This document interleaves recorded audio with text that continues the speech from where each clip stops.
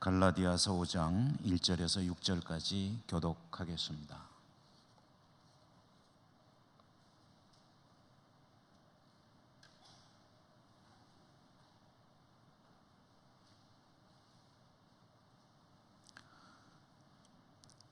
그리스도께서 우리를 자유롭게 하려고 자유를 주셨으니 그러므로 굳건하게 서서 다시는 종의 멍에를 매지 말라.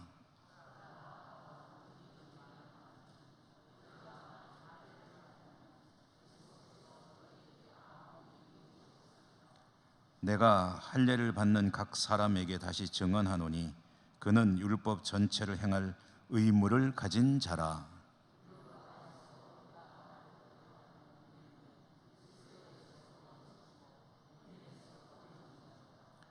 우리가 성령으로 믿음을 따라 의의 소망을 기다리노니 그리스도 예수 안에서는 할례나 무할례나 효력이 없으되 사랑으로서 역사하는 믿음뿐이니라. 아멘. 주님 은혜에 함께 하시기를 기원합니다. 수요 성경 읽기 신약 성경 130번째, 그리고 이제 사도행전을 쭉 읽다가 오늘은 이제 갈라디아서를 읽었습니다. 사도행전을 읽어 나가면서 우리는 그리스도의 복음이 어떻게 예루살렘으로부터 시작이 되고 또 이방 땅 끝을 향해 확산되어 나가는지를 지금 그 과정을 읽어 나가고 있습니다. 복음이 전해지는 과정은 참 쉽지 않죠. 수많은 그런 믿음의 선진들의 헌신과 그들의 간절함 또 노력을 통해서 복음은 차츰차츰 확산되어 갔습니다. 사도행전은 그 이야기를 들려주고 있고 또 그 속에는 삼위일체 하나님께서 복음이 전파되기 위해서 사람들을 어떻게 사용하고 계신지를 또 읽게 하십니다. 복음이 전해지는 과정을 사도행전이 체계적으로 전해준다면 신약성경에는 21권의 서신서들이 있습니다. 이 서신서들은 복음이 전해지는 과정 속에서 세워진 교회들이 또 어떤 어려움들을 겪으면서 교회로서 세워져 갔는가, 사명을 감당했는가 하는 그런 각 교회만의 특수한 이야기들을 들려줍니다. 그래서 저는 사도행전을 읽어가면서 서신서들이 이 기록된 상황이 되면 사도행전 읽던 거를 잠시 멈추고 그때에 기록된 서신서들을 함께 읽어보려고 계획을 했고요. 물론 21권의 서신서를 다 끼워 넣고 읽을 수는 없습니다. 몇 권 정도 읽게 될 터인데 중요한 사도행전과 직결되는 그런 서신서들을 읽게 될 것이고요. 오늘 처음으로 이제 갈라디아서를 읽게 되었습니다. 이 얘기는 무슨 얘기냐 하면 성경을 연구하는 사람들의 학설에 따라서 차이는 있습니다만은 신약 성경의 서신서들 중에서 이 갈라디아서가 제일 먼저 기록된 책이다라는 것을 간접적으로 이야기하는 것이 되겠죠. 욕심 같아서는 갈라디아서라는 이 책을 좀 상세하게 읽고 최소한도 몇 주 정도라도 공부를 하면서 보면 좋겠지만 우리의 목표로는 그렇게 하기에는 시간이 좀 많이 걸리기 때문에 오늘은 이제 주마간산식으로 말 타고 달려가면서 산을 대충 훑어보고 지나가는 식으로 갈라디아서를 오늘 하루 만에 간단하게 요점 정리만 해서 읽어보고 그리고 다시 다음 수요일부터는 사도행전을 읽어 나가려고 합니다. 사도 바울과 바나바는 1차 선교여행을 마쳤죠. 마치고 안디옥으로 돌아왔죠. 돌아와서 이제 일종의 안식을 취하면서 안디옥 교회 성도들을 돌보고 있었습니다. 그런데 바울과 바나바가 안디옥에 머무는 동안에 이 갈라디아 지역에 있는 교회들에게 편지를 쓰지 않으면 안 될 상황이 발생했습니다. 이 갈라디아 지역 교회들에게 편지를 쓴 일이 예루살렘에서 있었던 공회, 여러분 여러 차례 얘기했으니까 이제 기억이 좀 나시리라 생각이 되는데요. 예루살렘 공회보다 편지를 쓴 일이 먼저인지 나중인지가 사실은 굉장히 중요합니다. 전체적인 내용을 파악하는데, 그런데 그걸 따지자면 또 시간이 너무 많이 가기 때문에 오늘 여기서 이제 그 이야기는 건너뛰겠습니다. 다만 바울과 바나바가 1차 선교 여행을 마치고 2차 선교 여행을 떠나기 전에 안디옥 교회에 머무는 동안에 갈라디아 지역 교회들에 문제가 생겨서 그 교회들에게 편지를 보내지 않을 수 없었다. 그래서 기록한 편지가 이제 성경에 남아서 갈라디아서라는 성경으로 우리에게 전해지고 있는 것이다 라는 그런 서론격인 말씀을 드리고요. 그러면은 이 갈라디아 지역 교회들이 어디입니까? 라는 궁금증이 드시는 분이 계실 텐데요. 이 갈라디아 지역 교회가 어디냐에 대해서도 또 여러 가지 주장들이 있습니다만은 우리는 어떻게 정리를 하냐면 1차 선교 여행을 다녀왔던 지역 교회들이다, 이렇게 이해하시면 되겠습니다. 그러니까 사도 바울과 바나바가 안디옥 교회를 떠나서 구브로 그리고 다시 소아시아 지역으로 올라가서 방문했던 도시들, 그 도시들에서 복음을 전하고 또 세워진 교회들이 있었죠. 그 중에서 주로 비시디아, 안디옥, 그리고 이고니온, 더베 이런 순서로 선교를 하였는데요. 이 교회들을 갈라디아 교회들이라고 이해하시면 되겠습니다. 그러니까 갈라디아서라는 이 서신서는 말하자면은 비시디아, 안디옥, 이고니온 그리고 더베를 중심으로 하는 이 교회들을 향해서 이 교회에 문제가 발생이 돼서 사도 바울이 안디옥에 머물다가 그 소식을 듣고 편지를 써서 보내게 되었다. 그 편지가 갈라디아서다. 이렇게 이해하시면 여러분 앞으로 혹시 갈라디아서를 읽을 일이 있을 때 아하, 이게 바로 그 거로구나 하고 생각을 하면서 읽으신다면 참 좋겠죠. 자, 그러면 갈라디아서를 쓰지 않을 수 없게끔 갈라디아 지역의 교회들에게는 무슨 문제가 발생한 거냐, 교회에 무슨 일이 있었기 때문에 사도가 편지를 쓴 거냐 하는 것이 이제 우리의 질문이 될 텐데, 뭐 문제가 한 가지는 아닌데 가장 근본적인 문제는 예루살렘 사도회의가 벌어진 것과 똑같은 문제가 발생하고 있었습니다. 뭐냐면 율법주의자들이 사도 바울이 선교여행을 마치고 떠난 뒤에 교회를 찾아온 겁니다. 교회를 찾아와서 주장했습니다. 뭐라고 주장했죠? 율법주의자들의 문제가 뭐였죠? 예루살렘에서 공회, 사도회의가 왜 열렸습니까?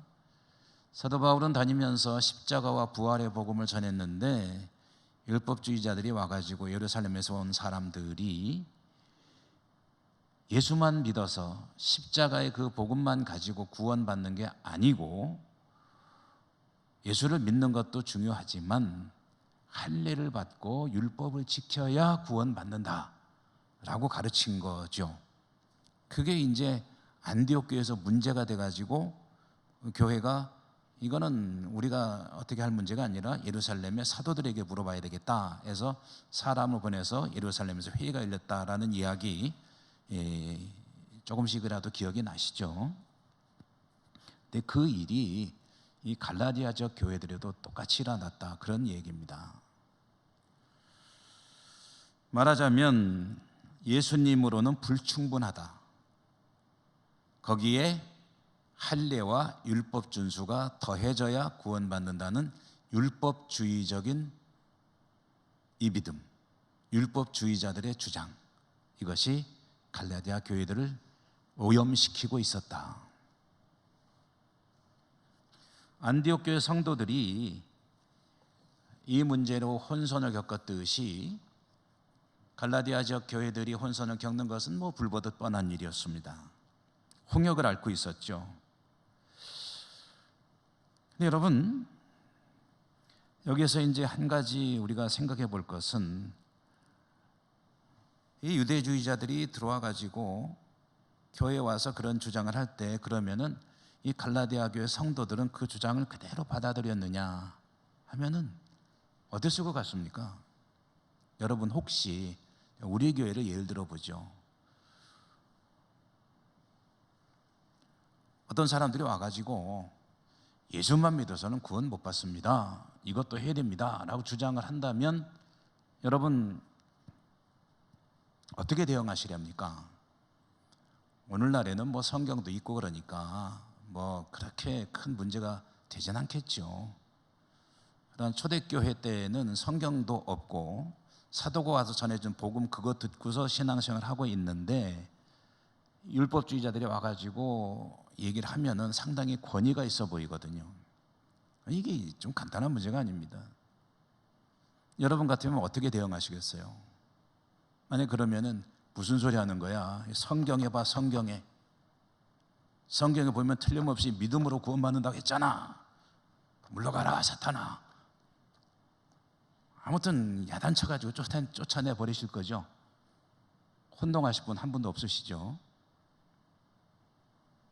혹 이런 분도 계실지 모르겠어요. 우리 교회 목사가 맨날 하는 소리가 구원은 믿음으로 받는 거라고 했으니까 그런 소리 하지 말고 가시오.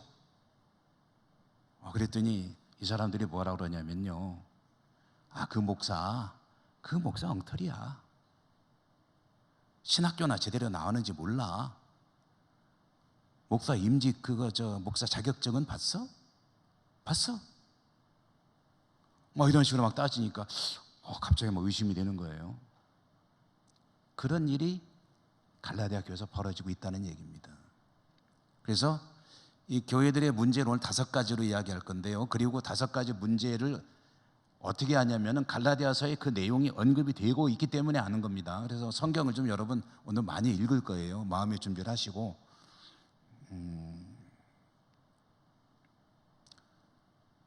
우리는 사도 바울에게 그렇게 안 배웠소이다. 사도 바울에게 예수님이 십자가에 죽으심으로 구원받았다고 배웠습니다. 그분이 부활하심으로 우리도 부활한다고 배웠습니다. 그랬더니 이 사람들이 뭐라 그러냐면, 사도 바울이 누군데? 그런 사도 없는데?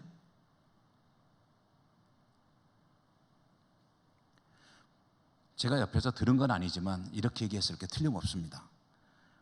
바울은 사도가 아니에요. 그 엉터리예요. 무슨 소리요? 바울이 예수님 제자입니까? 아니잖아요. 예수님의 제자 사도들은 다 예루살렘에 있어요. 그 사람은 자격이 없어요 라고 하면서 바울의 사도권이라고 보통 표현하거든요. 바울의 사도권을 부인하는 거예요. 이게 이제 지금 일어난 첫 번째 문제였습니다. 오늘 5가지 문제 말씀드린다고 했죠. 첫 번째 문제. 그래서 사도 바울은 갈라디아 지역 교회들에게 편지를 써서 보내면서 그 문제를 제일 먼저 언급했습니다. 이것은 제가 지어낸 얘기가 아니고 갈라디아서에 나오는 내용들을 정리해가지고 여러분에게 말씀드리는 거예요. 갈라디아 교회에 무슨 문제가 일어났습니까? 사도 바울은 사도가 아니라고 하는 사람들의 주장에 갈라디아 교회 성도들이 혼선을 빚고 있었다. 정말인가? 그 말이 맞는 것 같긴 한데, 이런 사람들을 향해서 사도 바울이 편지 쓰면서 뭐라고 그랬느냐 하면은 이제 갈라디아서 말씀을 보겠습니다. 1장 1절. 스크린에 나와야 되는데 안 나오네요. 자, 여러분 1장 1절을 한번 같이 읽어보십시다. 시작. 사람들에게서 난 것도 아니요 사람으로 말미암은 것도 아니요 오직 예수 그리스도와 그를 죽은 자 가운데서 살리신 하나님 아버지로 말미암아 사도된 바울은 자, 여러분 벌써 탁 분위기가 이제 느껴지죠. 이거 굉장히 기분 좋은 얘기입니까? 아니면 화가 나서 하는 얘기 같습니까? 편지 쓰면 제일 먼저 뭐부터 해야 돼요? 인사부터 해야 되잖아요. 은혜와 평강이 있을지어다 하면서 뭐 저 같은 경우는 쓰면 아버지 어머니 안녕하셨습니까? 저도 염려 덕분에 잘 지내고 있습니다 하고 다름이 아니오라. 그래서 이제 용건이 들어가잖아요. 옛날에 편지 쓸 때. 근데 사도 바울도 편지 쓸 때 항상 인사말을 그리고 은혜와 축복의 메시지를 먼저 하는데 오늘 이 갈라디아에서는 그런 얘기가 없어요. 다짜고짜 시작되는 말이 나는 하나님 아버지께서 사도로 임명하신 틀림없는 사도다라는 얘기를 먼저 딱 하는 거예요. 그 얘기는 무슨 얘기입니까? 갈라디아 교회 성도들이 사도가 아닌가? 하고 의심을 하고 있다는 소리죠. 그 반증이죠. 또 1장 13절에서 16절을 한번 보도록 하겠습니다. 13절, 16절 나오면 쭉 그런 분위기를 여러분 염두에 두시면서 읽어보시죠. 다 같이 읽죠. 시작.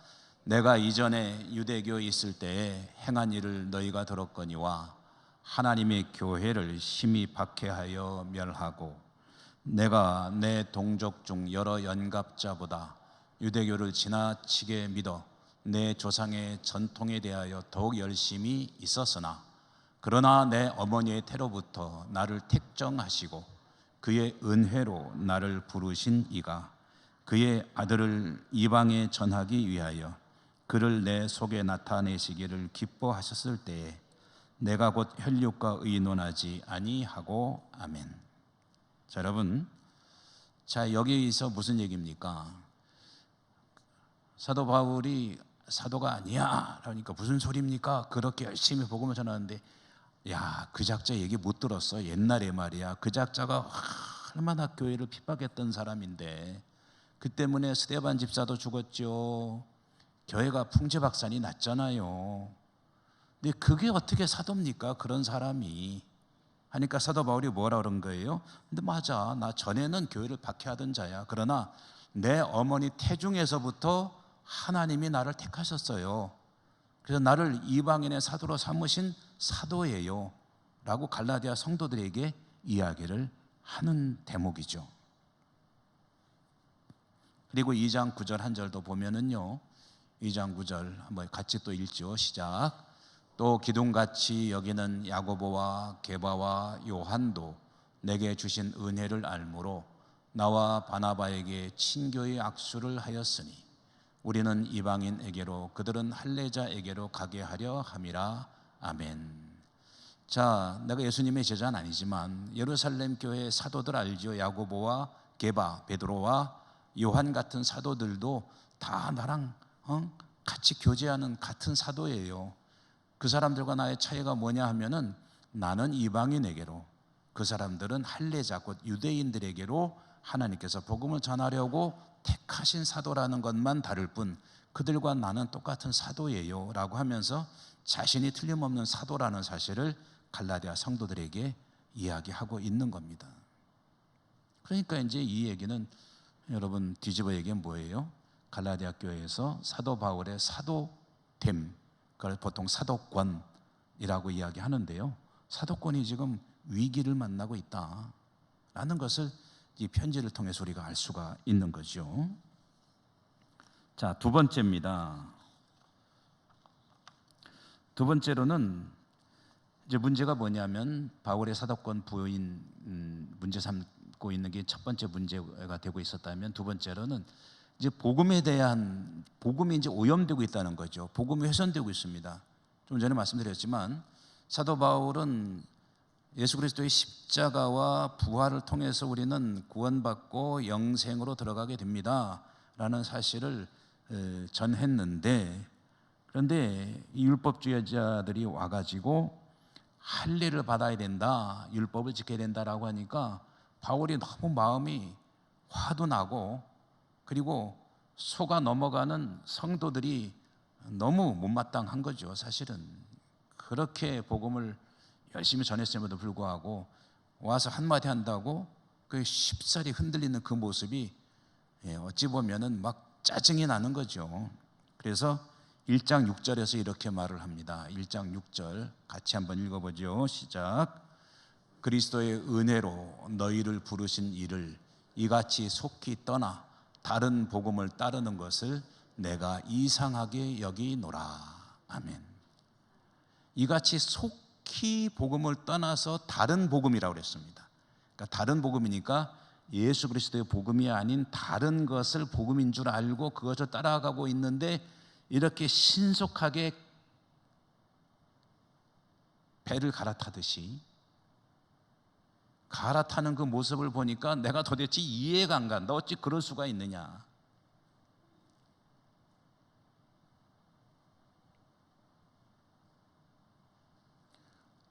여러분, 어느 날 신앙을 가지고 살다가 저 사람이 예수 믿었던 거 맞아 할 정도로 갑자기 확 변하는 그런 경우들이 있죠. 그러면 사실 이해가 좀 안 되는 일들이 간혹 있지 않습니까? 예수님을 믿고 열심히 충성, 봉사, 헌신, 나름대로 정말 신앙생활 잘한다고 생각하는데 어느 날 갑자기 발길을 뚝 끊어버렸는데, 아예 과거에 예수를 믿었던 사람이야 할 정도로 의심스러운 사람들이 없지 않아 있습니다. 그런 경우들을 우리는 간혹 보죠.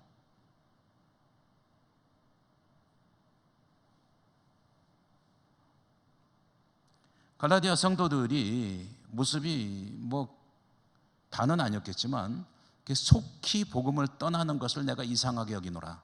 도대체 이해할 수가 없구나. 어떻게 복음을 믿고 받아들여서 예수님을 믿음으로 구원받았다고 하던 그대들이 이렇게 순식간에 변질할 수가 있는 것이냐.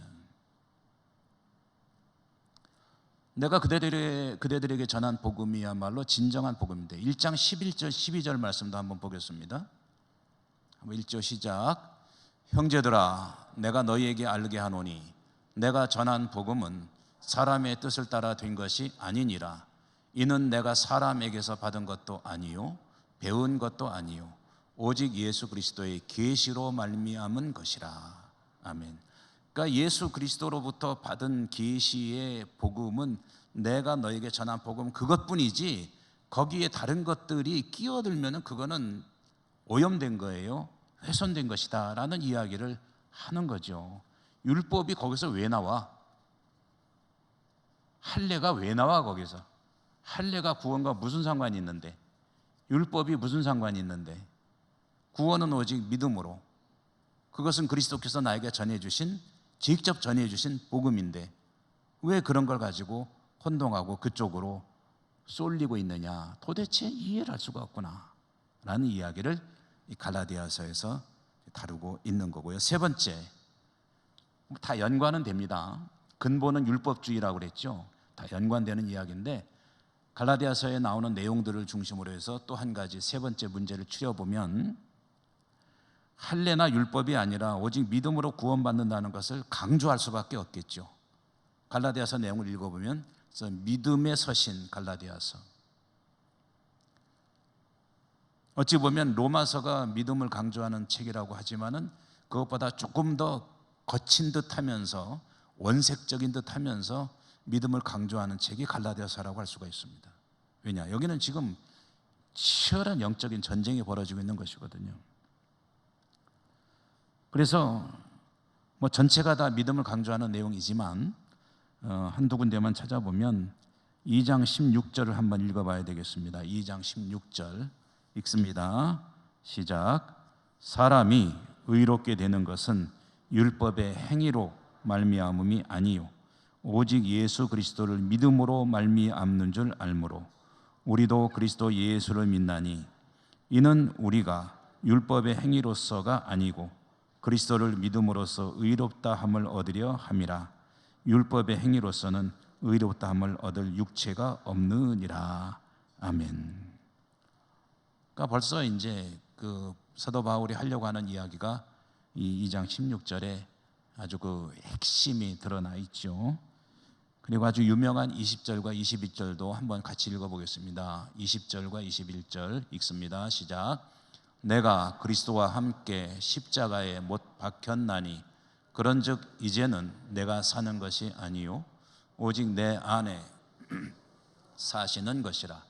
이제 내가 육체 가운데 사는 것은 나를 사랑하사 나를 위하여 자기 자신을 버리신 하나님의 아들을 믿는 믿음 안에서 사는 것이라. 내가 하나님의 은혜를 피하지 아니하노니 만일 의롭게 되는 것이 율법으로 말미암으면 그리스도께서 헛되이 죽으셨느니라. 아멘.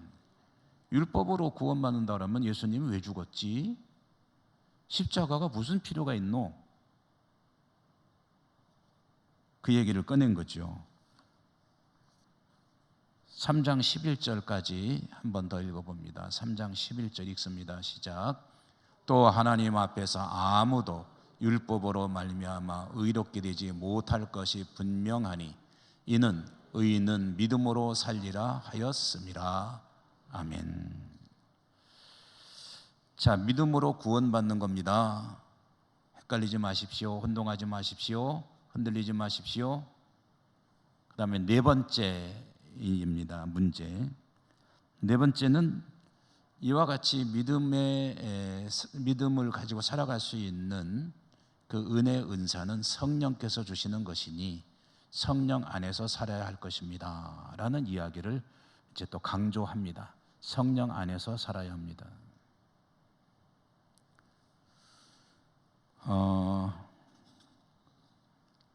네 번째 관련되는 성경 구절은 내용이 조금 앞에 나오는 것보다 조금 더 있습니다. 그래서 좀 얼른 읽어보도록 하겠는데요. 3장 2절과 5절 먼저 읽어보겠습니다. 3장 2절과 5절, 2절부터 5절까지 읽습니다.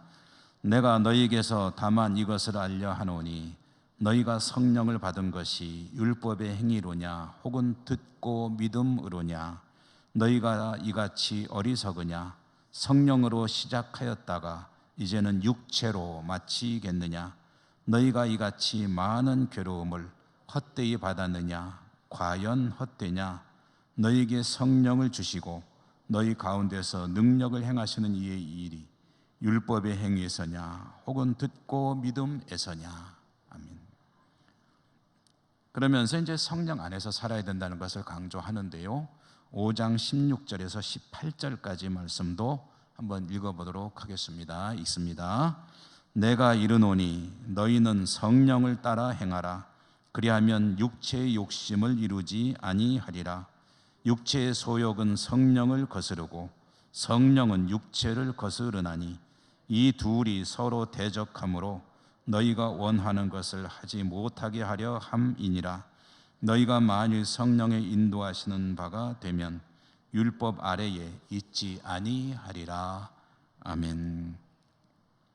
그래서 성령 안에서 사는 삶이 구체적으로 어떤 것인지 열매에 대한 이야기도 이제 나오게 되죠. 5장 22절에서 24절까지 읽도록 하겠습니다. 읽습니다.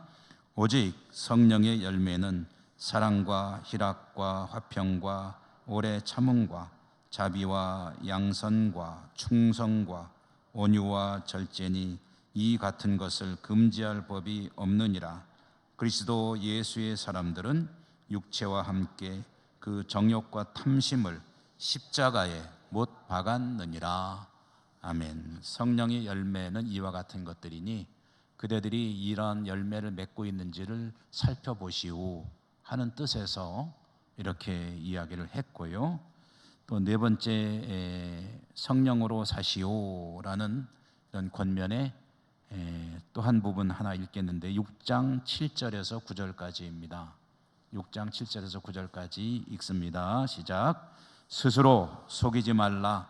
하나님은 업신여김을 받지 아니하시나니 사람이 무엇으로 심든지 그대로 거두리라. 자기의 육체를 위하여 심는 자는 육체로부터 썩어질 것을 거두고 성령을 위하여 심는 자는 성령으로부터 영생을 거두리라. 우리가 선을 행하되 낙심하지 말지니 포기하지 아니하면 때가 이름에 거두리라. 아멘. 성령 안에서 살아야 한다는 것을 강조하는 것이죠. 이 얘기는 무슨 얘기겠습니까? 뒤집어 이야기하면 그들이 성령의 은혜로 은사로 성령 받고 그리고 믿음을 가지게 되었는데 들려오는 이야기를 보니까 이제 육체를 따르는 그런 삶으로 다시 돌아가고 있다. 그러니 성령 안에서 살아야 합니다라는 이야기를 네 번째로 강조하는 거고요. 마지막 다섯 번째는 이제 자유입니다. 자유. 그래서 오늘 말씀의 제목을 자유라고 붙여보았는데 어찌 보면 중심이면서 결론과 같은 이야기가 되겠습니다. 여러분, 자유가 무엇입니까? 자유는 얽매이기 쉬운 것을 벗어던지는 것이고, 우리 그리스도인들에게 자유란 죄로 얽매이기 쉬운 모든 죄를 벗어던지고, 그리고 믿음의 주요 온전케 하시는 예수를 바라보며 우리의 믿음의 경주를 하는 것, 그것이 이제 자유를 누리며 살아가는 성도의 삶이 되겠죠. 주님의 은혜로 구원받는다는 것을 성경을 통해서 가장 유명한 사건으로 만약에 대비해 본다면 출애굽 사건이라고 할 것입니다. 이스라엘 민족은 이집트에서 노예로 살았습니다. 하나님 은혜로 노예로부터 벗어나서 이제 자유민이 되었죠. 그래서 하나님과 함께 사는 가나안 땅을 향해서 가게 되는데, 그때 이집트를 떠난 얼마 안 돼서 사람들이 뭐라고 불평을 하기 시작했습니까? 하나님을 향해서, 모세를 향해서 뭐라고 투덜대기 시작했죠? 뭐 몇 가지니까 뭐 갑자기 대답하니까 대답 못 하시는 거, 뭐 다 아시는데 못 하시는 거 저도 알고 있습니다.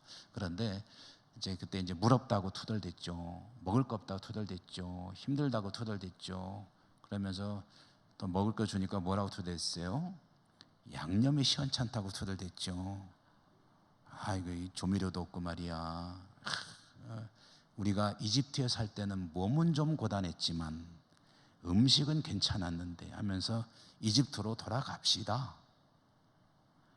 이집트로 돌아갑시다. 이게 뭐냐면은 하나님께서 자유를 주셨는데 자유를 집어 던지고 다시 종의 자리로 돌아가겠다.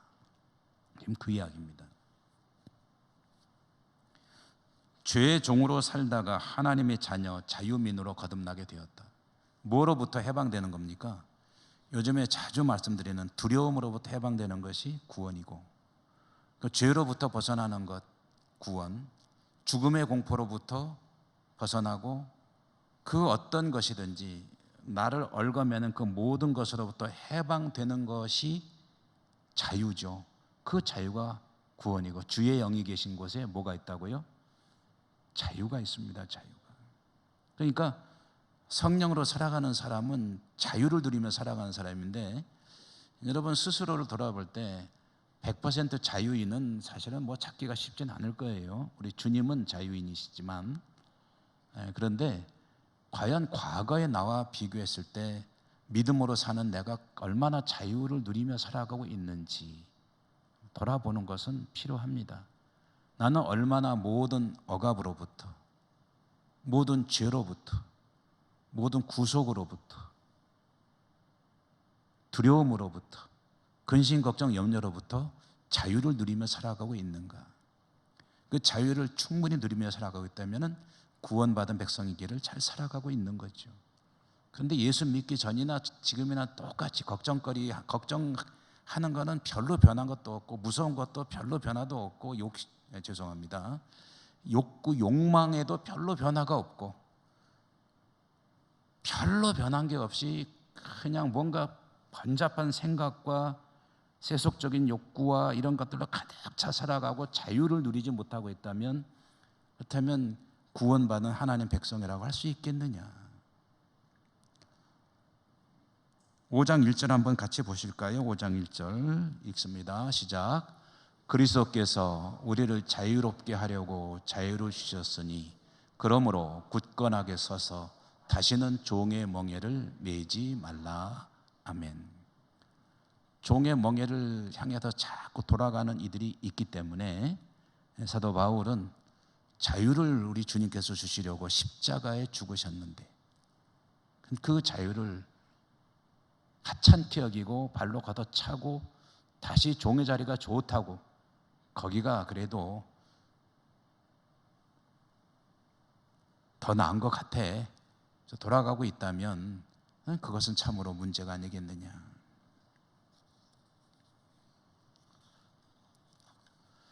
5장 13절도 한번 같이 읽어보죠. 5장 13절 읽겠습니다. 시작. 형제들아 너희가 자유를 위하여 부르심을 입었으. 그러나 그 자유로 육체의 기회를 삼지 말고 오직 사랑으로 서로 종 노릇하라. 아멘. 그리스도인으로 자유를 누리며 살아간다는 게 뭐냐 할 때 그것은 자신의 욕구를 추구하는 것이 아니다. 여러분 조금 듣기 불편하시더라도 양해하시고 들어주십시오. 예수님을, 하나님을 나의 욕구를 이루기 위한 하나의 통로로 생각하는 그런 신앙이 있습니다. 내 문제가 해결되기 위해서 하나님을 말하자면은 나를 돕는 이로 여기고 살아가는 그런 믿음이 있다는 거예요. 소위 말하는 기복신앙이라는 게 그런 겁니다.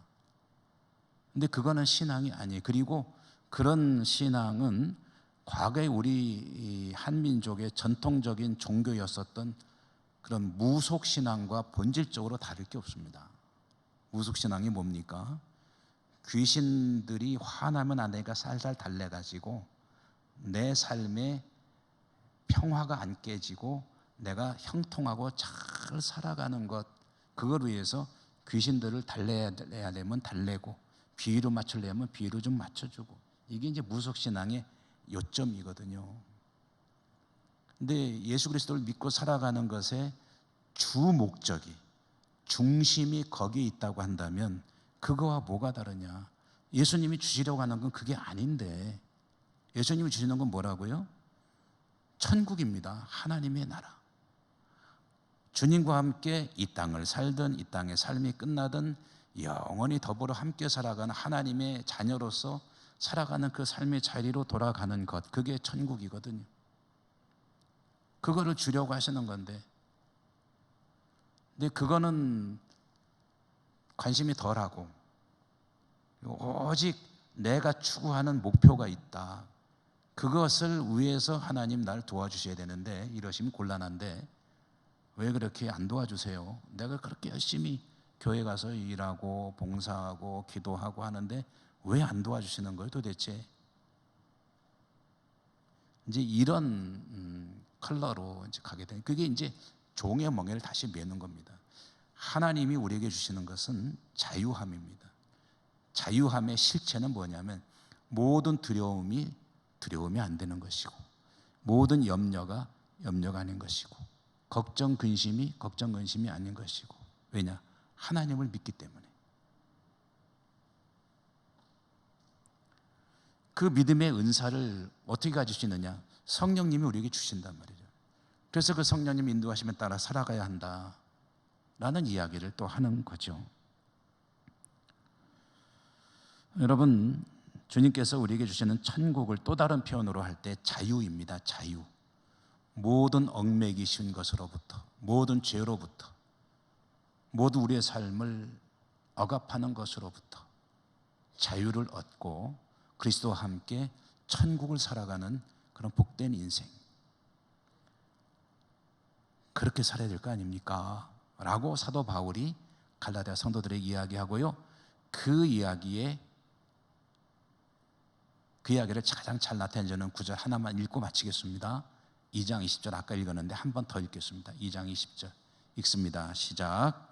내가 그리스도와 함께 십자가에 못 박혔나니 그런즉 이제는 내가 사는 것이 아니요 오직 내 안에 그리스도께서 사시는 것이라.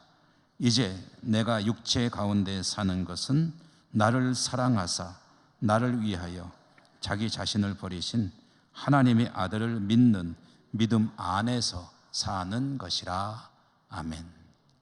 주님 주시는 자유가 풍성하신 여러분 모두가 되시기를 주님 이름으로 축원합니다. 은혜로우신 하나님 감사합니다.